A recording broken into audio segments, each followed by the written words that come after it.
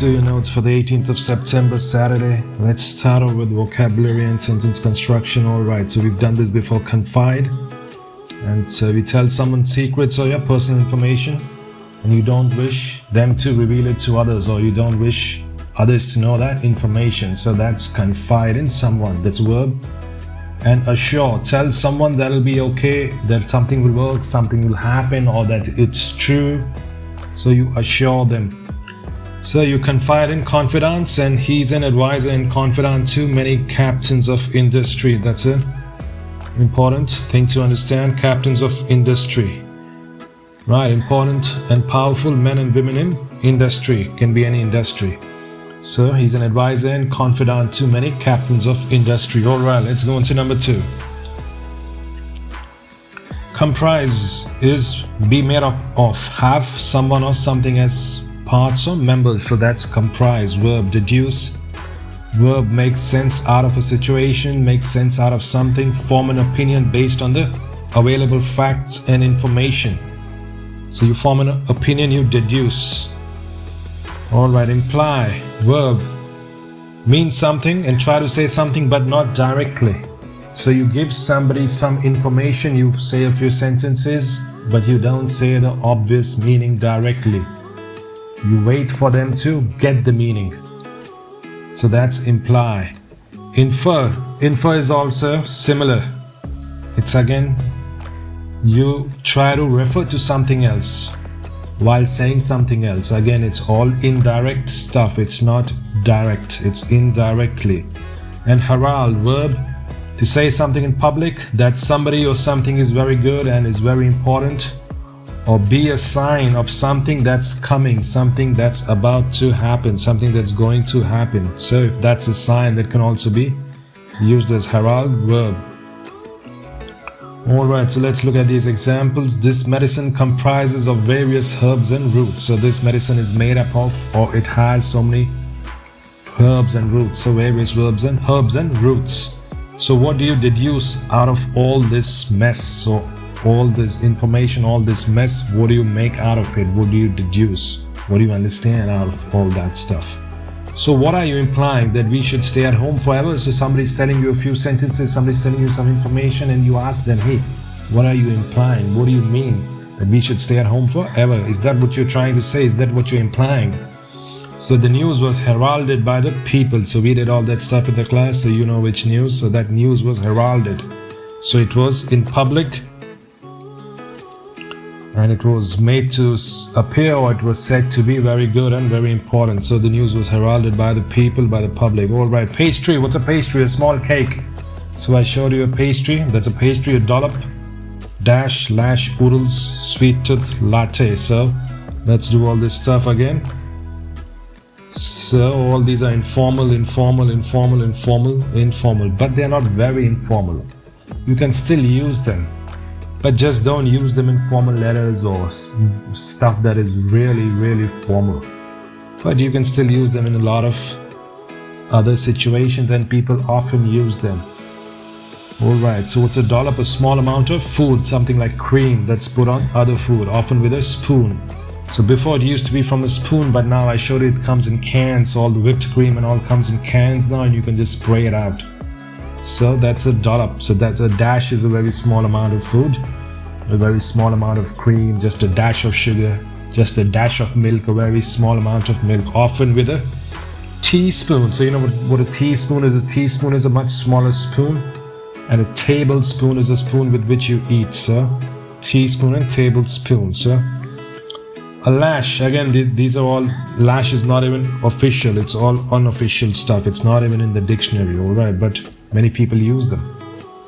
So a large amount of food spread out, so it's lashed out, it's spread out onto the other food, like lashings of cream. Alright, so all this stuff can be verbs, all these things can be verbs and nouns, but most of them are informal, but people use them a lot. They use them all the time, in fact. So oodles, so a very large amount of food is oodles. So a very large amount of food, oodles. Again, this is unofficial. All right, oodle is not a word in the dictionary, but it's unofficial. So So what's the meaning of oodled over here? It's spread lavishly onto other food, so it's oodled out. Alright, sweet tooth. So sweet tooth is official, it's in the dictionaries, but it's informal again. So a person who has a sweet tooth is a lover of sweets and candies. Alright, so they just cannot control it. And latte is Italian coffee with espresso and milk, and we saw various types of coffees available in the various stores. So I prefer a dash of cream on my pastries, whereas my cousin takes a dollop or two. Right, he takes a dollop or two. That's another phrase. Or two. So he has a sweet tooth. Alright, I feel like eating wood after seeing oodles of chocolate sauce oodling down from the donuts. Again, that's unofficial. This verb is unofficial. So I feel like eating wood. So this person obviously does not have a sweet tooth. Maybe he has a sour tooth or a bitter tooth, who knows, but those are not terms, but you can use them. They're all unofficial stuff. You can make it up, and you can use it with your friends, with your cousins, with your brothers or your sisters and all that stuff. You can use it. All right. So my sister takes a dash of sugar with her milk, or she takes a dash of cream with her milk, whatever. So we saw what was mocha, iced coffee, iced tea, all that stuff. Alright, so let's go on to wilt. Number 4, verb bend due to lack of water or excess of heat. So that's wilting. Shrivel is dry up completely and become very thin and wrinkled. Especially plants and flowers, sorry. So this is especially used with plants and flowers. Can be used with people as well, can be used with different situations, but usually it's used with plants and flowers and all that stuff. Alright, so boutique. What's a boutique? A small shop that sells dresses and other fashion accessories like handbags and all that stuff. That's a boutique. And weed is remove weeds from the garden, so that's weed, verb. And remove things or people from your life or from your company or from your group that you do not want, or things that you do not want in your life. You weed them out like weeds because they are like weeds, you don't want them. Alright, so let's see some examples here. So you put bouquets in a vase or a vase full of water so that the flowers do not wilt. Faded jeans have always been in vogue. So we saw faded jeans the other day, so they've always been in vogue, and we've done vogue before. You know what vogue means. He did not disappear, he shriveled. Alright, so that's another sentence. He shriveled due to lack of heat and water, nutrition, etc. So he was weeding out the weeds in his garden. So weeds is a noun for plants that you do not want in your garden. Weeds. Alright. Whirlwind romance. So we did that the other day and we saw what a whirlwind is, we saw what a hurricane is, we saw what a typhoon and all that stuff is. Cyclone. So it's a term. It can also be a noun, but it's unofficial, so it's a term. Alright, so it's made up of two different words. It's a term. You can say it's a noun, but that would be unofficial. Alright, so fast and strong romance that starts and blossoms very quickly, is a whirlwind romance. So my parents had a whirlwind romance. Alright, very good sentence. Whirlwind romances are very common, especially with, or especially amongst, should be amongst young people. Alright, slow romance is the antonym of whirlwind romance, so it's the opposite of whirlwind romance. Slow romance, that's another term. These are all unofficial terms, but they are widely used. Alright, so you should know them, you have to use them, and you will hear people using them all the time. So interpret, the way you look at things or feel about them, the way you understand a situation, the way you understand something is interpret, your interpretation of that. Alright, so lend is give something to someone or something. Alright, so you lend somebody some money. Alright, so you lend somebody your eraser, or you lend them your pencil or whatever. So credence or credence, actually it's credence, but some people say credence also, so it's alright. So belief in something, a quality that an idea or story has that makes you believe that it's true or could be true. Alright, that's credence. Alright, so let's see some examples. This is a very informal conversation. So person A asks, what are that doctor's credentials? What are his credentials? So what are that doc's credentials? None. He's a quack, but many people still go to him. So he's a quack, alright? He doesn't have any proper credentials. He doesn't have any official credentials.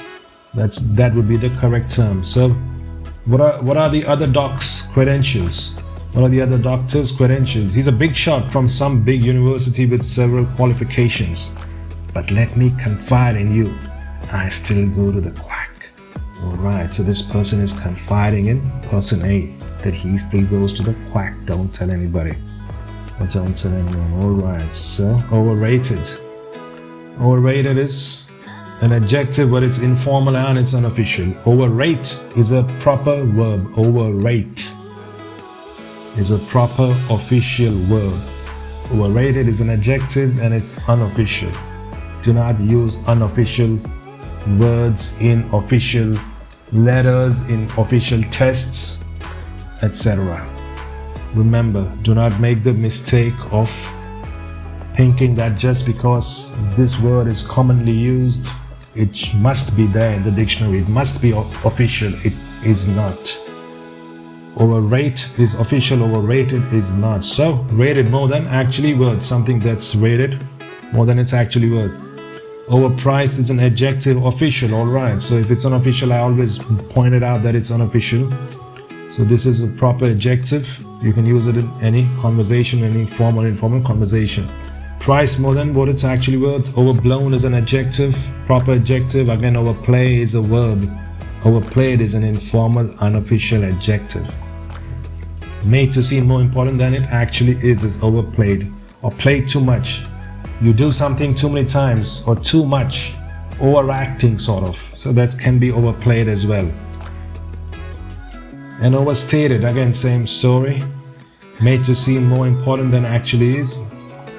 Say something too many times is overstate it. So overstate, overplay, they're all official verbs, but when you use them as adjectives, they're not really official. You can't really use them in tests. Alright, so everyone considers him an excellent actor. I think he's overrated. He's overplayed his hand in the negotiation. So there are some negotiations going on and he's overplayed his hand. He's overplayed his part. Alright. So those cars are overpriced because they are status symbols. We did what is a status symbol the other day in class. So they are overpriced because they are status symbols. I told you all the car stuff. So the whole story was overblown by the media. So the story was not that real or that big or that dangerous or that exciting. It was overblown by the newspapers as usual. Alright, let's go into parts of speech. So confidant is a noun and from there you get confide. So you confide in a confidant. Assurance is a noun. Assure is a verb. Excuse me. And number 3 is reassurance is a noun and reassure is a verb. Same. Deduction and deduce. Implication and imply. Interpretation and interpret. Okay, and let's see the part C is reading and interpretation. Alright, that's something where we will look at sentences that we did in class and let's see what the meaning of those sentences is. How do you interpret them? What meaning you can take out of them? What meaning you can deduce? So a great deal can be deduced about the composer's state of mind from his works during this period. So what's the meaning of the sentence? A great deal, a great amount. Alright. Can be deduced. Can be deduced. We just did deduce. So can be taken out, can be understood, can be removed. About the composer's state of mind. You know what's a composer? I told you a composer is a person who composes a poem, music. So they are composers. Usually it's music. A person who writes music or composes music is a composer. Music composer. His state of mind. What was going through his brain? What was going through his life? How was he feeling? So I told you all that stuff. Gave you some examples from his works during this period. So during this period, whatever music he wrote or composed, we can, if it was sad music or happy music, so from that we can deduce his state of mind, what was going through his life, what was going through his mind during those days. Alright, so number 2, the recently discovered documents lend credence to Professor Warren's interpretation of events. The recently discovered documents. What are documents? Papers, official papers. Sometimes they can be unofficial papers. They can be scientific papers, scientific research. All documents. Government papers or your passport or your driver's license. All that stuff is documents as well. So the recently discovered papers, or the recently discovered government papers, or the government documents, or scientific papers, or scientific documents lend credence, lend credibility, lend a quality that it may be true, or it looks true, or it looks even more true now, to Professor Warren's interpretation of events, the way he saw, the way he understood the events.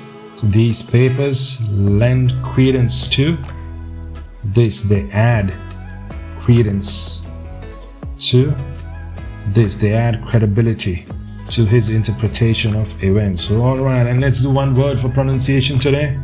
Professor Warren, so V-A-U-G-H-A-N, that's a name, that's a last name, Warren, V-O-H-N, that's the pronunciation, Warren. So Mr. Warren, Mrs. Warren, Professor Warren. And finally, for today, let's look at the contemporary art that we drew the other day. So that's comprised the top photo on the left. So be made up of, so this square is comprised of many smaller squares. And right, so we did what was metaphorical and literal. It's metaphorical, and from there you get metaphorically, and from literal you get literally, right? So both adjectives, and from them you get adverbs.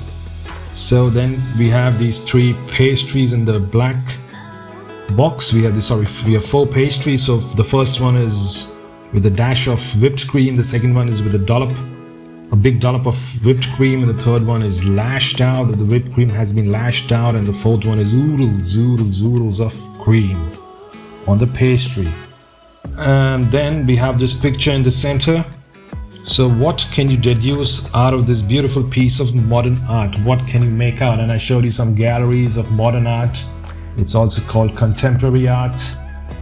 So what can you deduce? What can you make out? What can you understand what the writer was, what the painter was trying to present? And so if it comes to you directly, well, not so, that's deduce, and if it's trying to refer to something else, then it's infer. All right, so what was the painter implying?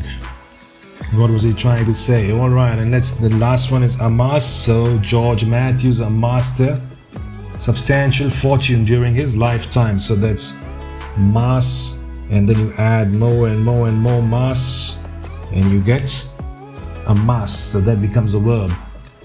All right, so that's all for today's notes. So write your notes, revise, watch the other batches videos, and I'll see you in the next one. Bye bye, adios.